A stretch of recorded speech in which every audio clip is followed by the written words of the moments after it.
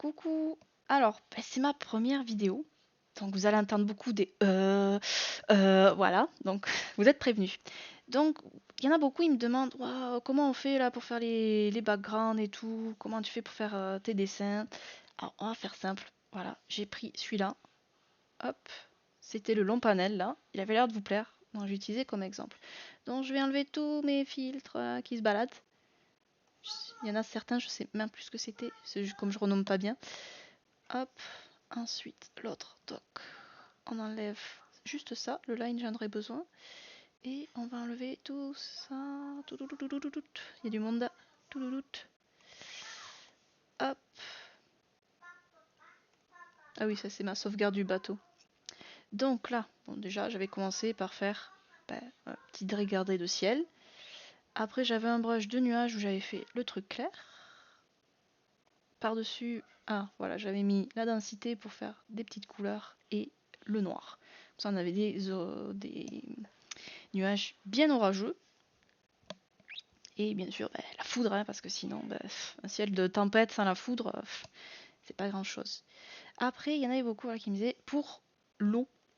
Alors l'océan, voilà, je suis partie, en fait, j'utilise la gomme douce, celle-ci. Hop, on va le mettre sur un calque, voilà, où ça s'affiche. Et alors, je fais une couleur de base, vous voyez, après par-dessus, je vais rajouter les petits dégradés là où je sais qu'il y aura de la lumière.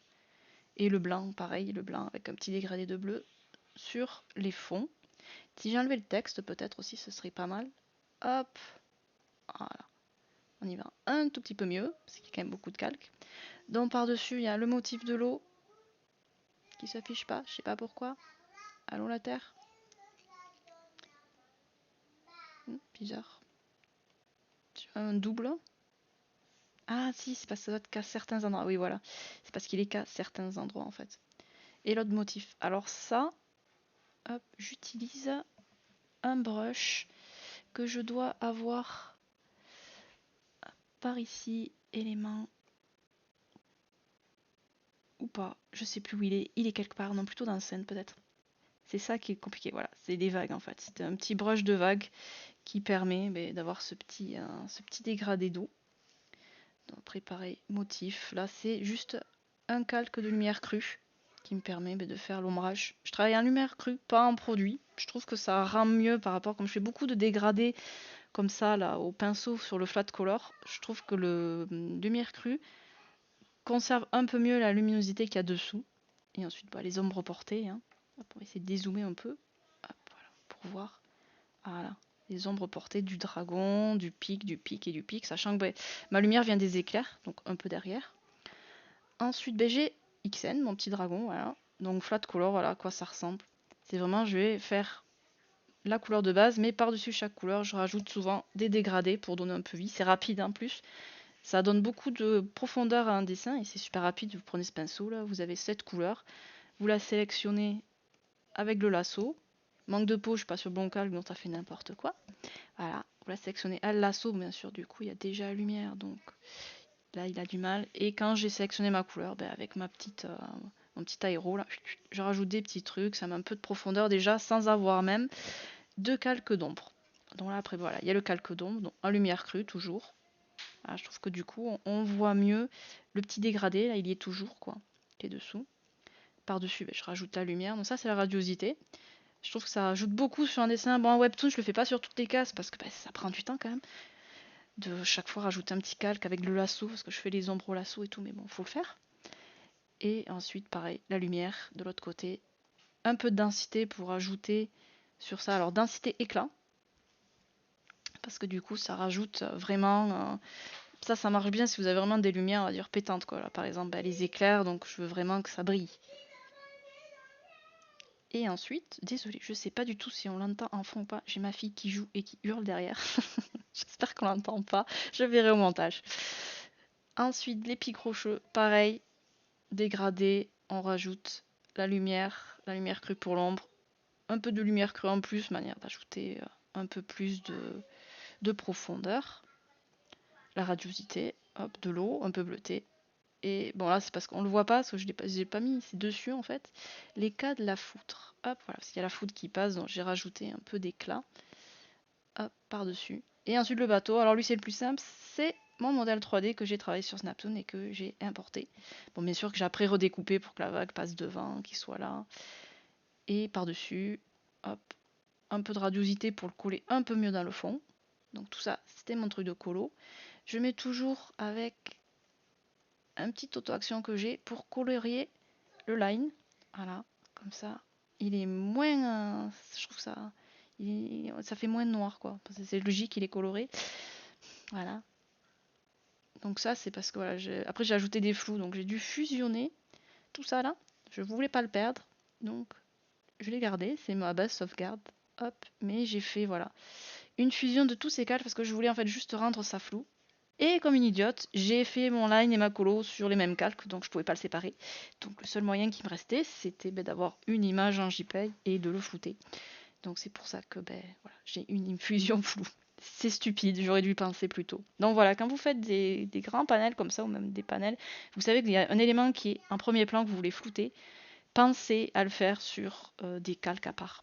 Sinon après vous êtes obligé de tout fusionner et garder quand même une sauvegarde. Dupliquer et garder la sauvegarde parce que si vous voulez modifier quoi que ce soit, après vous serez foutu.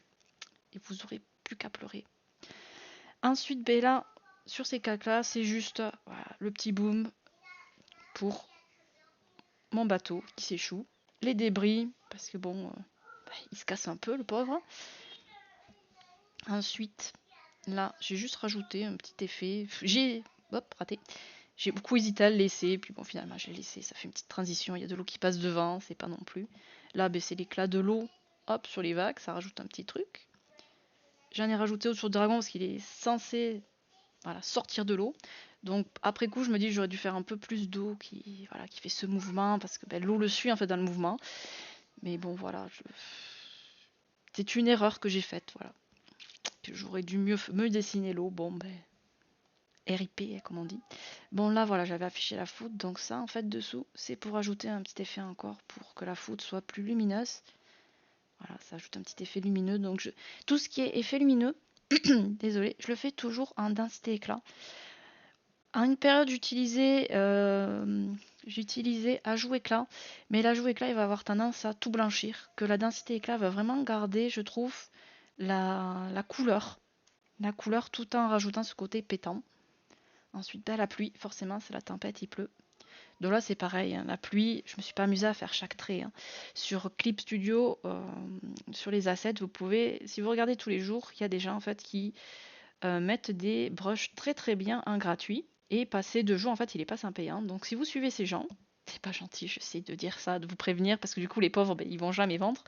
C'est qu'en fait, si vous les suivez et que vous êtes toujours là le jour où ils postent leur brush, vous pouvez avoir de super brushes gratuitement. J'ai trop de trucs, en plus j'ai rangé mes dossiers donc je ne sais plus où je suis en charge. Voilà, la pluie. Donc voilà, tout simplement un brush de pluie. C'est une pluie de sang, c'est joyeux. Donc c'est un brush de pluie. Pareil pour la foudre, c'est un brush. Alors je ne sais pas si je vais l'avoir dans les dossiers des effets. Non, je crois que je l'ai laissé dans les scènes. Hop, oui, smoke, foudre, voilà. La foudre, hop, après une couleur qui correspond mieux. C'est pareil, c'est un brush. En webtoon, il faut vraiment beaucoup utiliser les brushes. Là, c'est pareil, tous ces trucs, en fait, c'est vrai que c'est fait au line, mais dans mes propres dossiers, en fait, je m'enregistre beaucoup. Genre, par exemple, voilà, les coiffures. Je vais m'enregistrer beaucoup de presets pour pas être obligé de le redessiner, en fait, à chaque fois. Parce que finalement, bon, à part, des fois, il y a des effets où il faut que les mèches partent un plus d'un côté ou de l'autre, mais ça aide beaucoup. Et donc, la pluie, le brush. Ensuite, un peu d'incrustation pour ajouter, hop, on va dézoomer pour que vous voyez mieux. Qui est un peu plus, voilà, on sent un peu plus la lumière arriver de la foudre, un truc pour optimiser vraiment les proportions. Hein. Et après, pour finir, un petit calque supplémentaire pour bleuter un peu tout ça, qu'on ait vraiment l'impression que c'est un temps pourri. Et lui, c'est quoi déjà? Je sais même plus. Ah si, ça doit être un mouvement. Où je l'avais mis. Ah non, je l'avais dû le mettre pour un mouvement. Voilà. Je laisse des calques des fois, je sais même plus pourquoi je les ai. Et par-dessus ça, hop, on rajoute les textes. Avec mon petit bras mon slash. On revient hop, en hauteur.